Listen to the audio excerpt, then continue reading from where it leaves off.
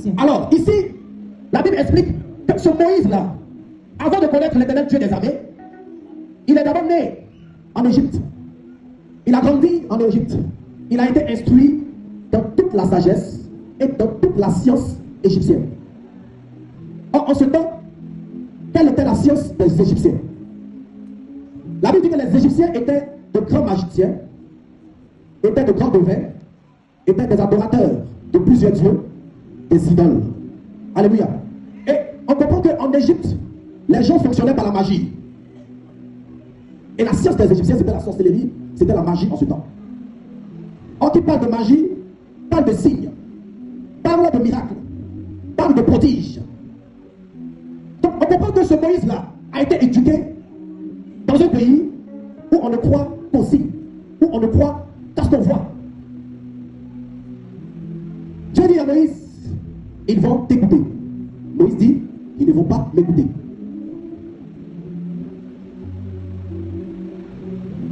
Continue. Exode 4, pardon. On revient à Exode 4. Entre Moïse et Dieu, qui dit la vérité? Le verset. Exode 4, le verset 1. Donc on comprend ici que Moïse ne connaissait pas Dieu. Tout ce que Moïse connaissait, c'était la magie. Parce qu'il a été instruit dans toute cette science. Il savait parler l'égyptien, il savait faire apparaître des choses, il savait faire des signes. Alléluia. Continue. Le verset 2. Oui. L'Éternel lui dit. Donc, ok. Comme tu dis qu'ils ne vont pas me croire. Donc l'Éternel comprend tout de suite que cet enfant ne croit qu'aux signes. Que cet enfant me demande quelque chose. Alors Dieu dit, Dieu réfléchit. Parce que Moïse est en train de dire à Dieu ici, nous tous qui sommes en Égypte là, ça fait 400 ans que nous sommes là. Et nous là, on croit seulement qu'on voit. On croit seulement qu'aux signes. Nous sommes tous des magiciens. Nous sommes tous des adeptes de la magie, de la science, de la franc-maçonnerie, de la rose foi. Donc nous, les discours là, excuse-moi, on ne croit pas trop. Alors qu'est-ce que Dieu dit à Moïse? Oui. L'Éternel lui dit, qu'y a-t-il dans ta main? D'accord. Comme tu crois aux signes, comme tu crois à la magie, comme tu crois au miracle. D'accord. Qu'est-ce qu'il y a dans ta main? Oui. Il répondit, une verge. Donc Seigneur, j'ai un bâton dans ma main. Oui. L'Éternel dit, jette-la par terre. Oui. Il la jeta par terre et elle devint un serpent. Ok. Donc là, il y a eu un miracle. Moïse fuyait devant lui. Donc Moïse fuit maintenant. Tu veux un signe? Voici un signe. Oui, continue. L'Éternel dit à Moïse, L'Éternel dit à Moïse, étends ta main étends ta main. et saisis-le par la queue. Oui. Il étendit la main et le saisit, et le serpent redevint une verge dans sa main. Et donc le serpent devient encore une verge dans sa main. Premier signe. Oui, continue. C'est là, dit l'Éternel, ce que tu feras, afin qu'ils croient que l'Éternel, le Dieu de leur père, t'est apparu. Ok, Moïse, je te dis tout simplement, va, parle. Ils te croiront, tu me dis non, ils ne vont pas me croire. Parce que toi, tu fonctionnes par les signes. Parce que toi, tu fonctionnes par les miracles. D'accord, on va aller sur cette base. Qu'y a-t-il dans ta main? Seigneur, j'ai un bâton. Ok, dépose. Le bâton devient un serpent. Prends le bâton par la queue, le bâton redevient un bâton. Il dit, donc tu iras avec ce signe-là, comme eux tous, ils croient au signe et non à la parole, certainement qu'ils te croiront. Alléluia. Reprends cette partie, maman Lisette. Parce que Moïse ne croit qu'au signe. Alléluia. Continue. Au verset 6, Oui. l'Éternel lui dit encore, L'Éternel lui dit encore, mets ta main dans ton sein. alors tu mettras ta main dans ton sein. Il mit sa main dans. Oui, il a retiré. Et voici, Et voici. sa main était couverte de lèpre, Sa blanche, main était couverte de lèpre. blanche comme la neige. Oui. L'Éternel dans son sein. Remets ta main dans ton sein. Il remit sa main dans son sein, Oui. puis il la retira de son sein. Puis il la retira de son sein. Et voici, elle était redevenue comme sa chair. Et la main redevint normale. Donc, deuxième signe. Et qu'est-ce que l'Éternel dit par la suite? S'il ne te croit pas, Alors, puisque ton problème, c'est au niveau de la croyance. S'il ne te croit pas, oui, dis l'Éternel, faut le dire, l'Éternel. et n'écoute pas la voix du premier signe. S'il n'écoute pas la voix du premier signe, Ils croiront à la voix du dernier signe. donc s'il n'écoute pas la voix du premier signe, ils croiront à la voix. Donc, chaque signe a une voix. Alléluia.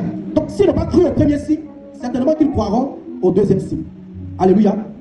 Vous avez bien aimé, Dieu était obligé de rentrer dans la mentalité de Pharaon pour le sauver. Parce que si Dieu voulait rester dans sa logique, son peuple ne serait pas sauvé. C'est pourquoi vous comprenez que Dieu ne pouvait pas rester dans son plan pour sauver l'humanité.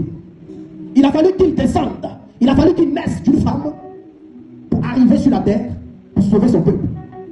Par moment, Dieu permet certaines choses, pas parce que ces choses-là sont normales.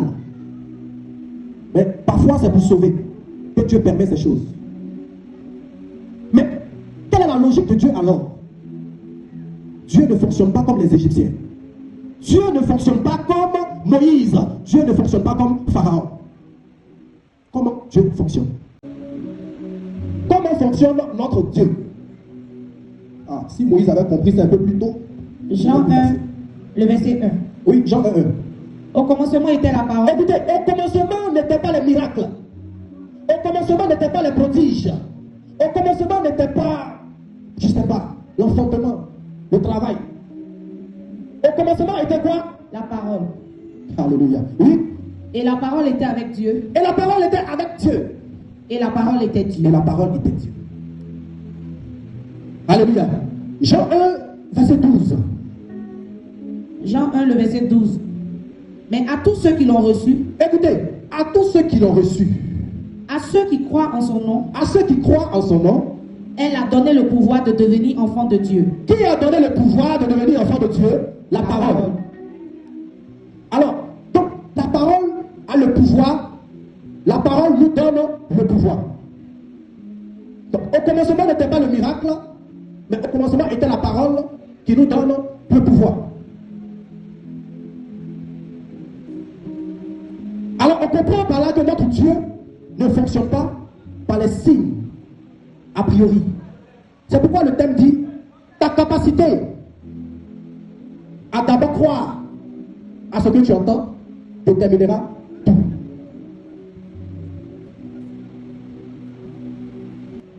Il a dit, si Moïse a fonctionné par les miracles, si Moïse a fonctionné par les signes, moi, je fonctionne différemment. Alors, au temps de Jésus, il y a eu un homme qu'on appelait Zacharie. Zacharie était le père de Jean-Baptiste. Alors que la femme de Zacharie, Élisabeth, n'arrivait pas à concevoir, elle était stérile. Alors, Zacharie était quelqu'un qui était tout le temps en prière, c'était un sacrificateur. Alors, l'ange de l'Éternel apparaît à Zacharie, et l'ange de l'Éternel lui donne une révélation. L'ange de l'Éternel, que ta femme enfantera, que ta femme va concevoir. Prophétie. Il dit, je viens de la part de l'Éternel. Ta femme enfantera, ta femme va concevoir. Et vous savez quoi? Zacharie fonctionne encore comme Moïse. Zacharie dit, par quel signe? Par quel signe je vais reconnaître cela? J'aimerais bien qu'on me prenne ce verset pour qu'on puisse comprendre. Luc 1, à partir du verset 18. Zacharie demande à l'ange, par quel signe je vais reconnaître cela? Dieu donne une parole, mais Zacharie demande un signe. Luc 1, le verset 18. Oui. Zacharie dit à l'ange, Oui. à quoi reconnaîtrai-je cela? Donc, écoutez la réponse de l'ange. Oui. Je suis Gabriel. Écoute, peut-être que tu ne sais pas qui je suis.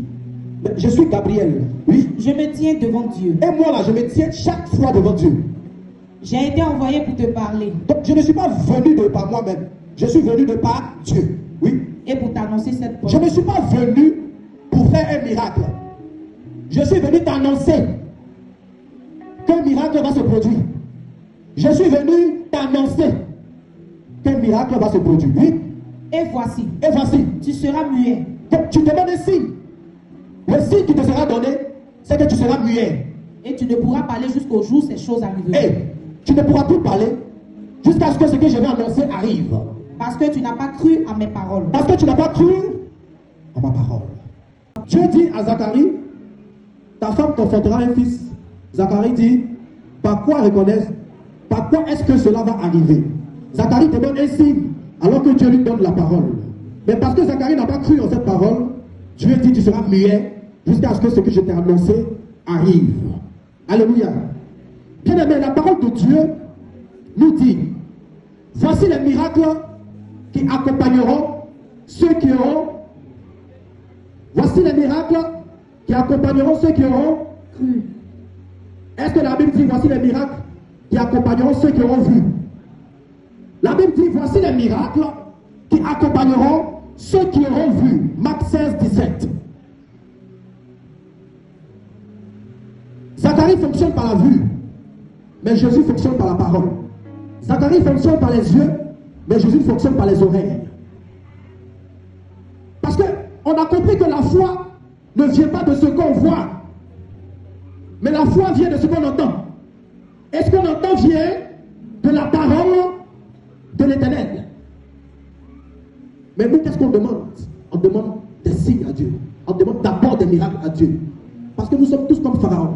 On veut d'abord les preuves. Vous savez, Jésus regarde Jean-Baptiste et puis il dit, vous voyez celui-là, Jean-Baptiste, c'est le plus grand prophète de tous les temps. C'est-à-dire, avant lui, il n'y a pas eu de grand prophète. Après lui, il n'y aura pas de grand prophète. Jean-Baptiste sur la terre est le plus grand prophète. Mais laissez-moi vous dire que Jean-Baptiste n'a fait aucun miracle. Même guérir une personne, Jean-Baptiste n'a jamais fait. Jean-Baptiste ne voyait même pas dans le monde spirituel. Il n'était pas visionnaire. Mais cependant, Dieu dit qu'il est le plus grand prophète. Pourquoi? Parce que Jean-Baptiste était la voix de celui-là qui prêchait dans le désert. Répondez-vous, car le royaume des cieux approche. Dans le désert, il n'y a rien pour plaire. Dans le désert où Jean-Baptiste plaisait, prêchait, il faisait chaud. Mais sa prédication emmenait les gens de l'extrémité de la terre jusqu'au désert. Et à cause de cette prédication, plusieurs personnes ont connu Jésus, plusieurs personnes se sont repenties, plusieurs personnes aujourd'hui ont accès au royaume des cieux. Une parole dans le désert. Bien-aimé, ce matin, qu'es-tu venu voir? Es-tu venu entendre ou es-tu venu voir? Ta capacité à entendre déterminera toute ta vie.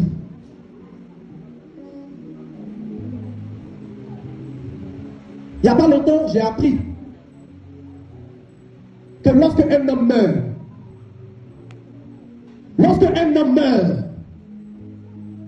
il continue à entendre. La parole est le miracle. Dans sa parole, il se trouve et la parole et la guérison. Dans sa parole, il se trouve et la parole et le mariage. Avec Dieu, on entend d'abord avant de voir quelque chose. Avec Dieu, on dispose d'abord son entendement, ses oreilles, avant de voir quelque chose. Bien-aimé, ne fonctionnez pas comme le monde fonctionne. Dieu a donné les 10 commandements à Moïse. Parce que Dieu travaille par sa parole. Et Jésus est venu restituer les choses, ordonner les choses. Quand tu veux payer un médicament, tu ne peux pas utiliser le médicament sans la notice. C'est dans la notice qu'on te dira comment utiliser ce médicament.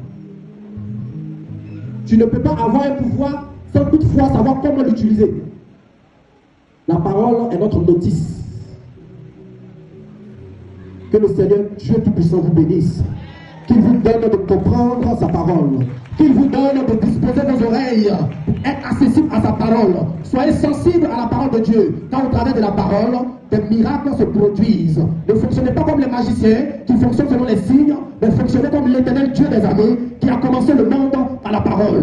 Dieu n'avait rien d'abord, il n'avait que la parole pour envoyer à l'existence le soleil, pour envoyer à l'existence la mer, pour envoyer à l'existence le ciel, pour envoyer à l'existence les luminaires, les animaux, pour envoyer à l'existence ce qui n'existait pas. Maintenant, si tu crois à ce que je suis en train de dire maintenant, tu verras les résultats. Et je déclare que tu es guéri. Je déclare que tu es prospère. Je déclare que tu te marieras en cette année. Je déclare que tu rentres dans ton voyage. Je déclare que ton business, tes affaires commencent à décoller. Je déclare que les personnes qui t'avaient oublié te rappellent que tu en as besoin de toi dans cette société. Là où les gens t'avaient rabaissé, par cette parole, je déclare que tu seras élevé. Car c'est maintenant que ton histoire est en train de commencer. Là où les gens pensaient que c'était déjà fini pour toi, que c'était déjà mort, que c'était déjà pourri, je déclare maintenant que tu l'as accompli dans ta vie en cette année, dans le nom de Jésus-Christ. Bien-aimé, tu peux te tenir debout. En ce nom, les aveugles voient. En ce nom.